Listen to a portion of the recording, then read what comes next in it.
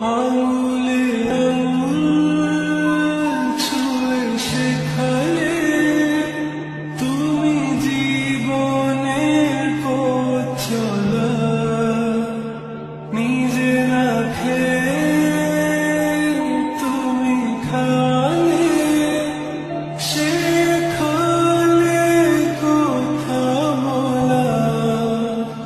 বাবা তুমি আমার যত খুশির কারণ,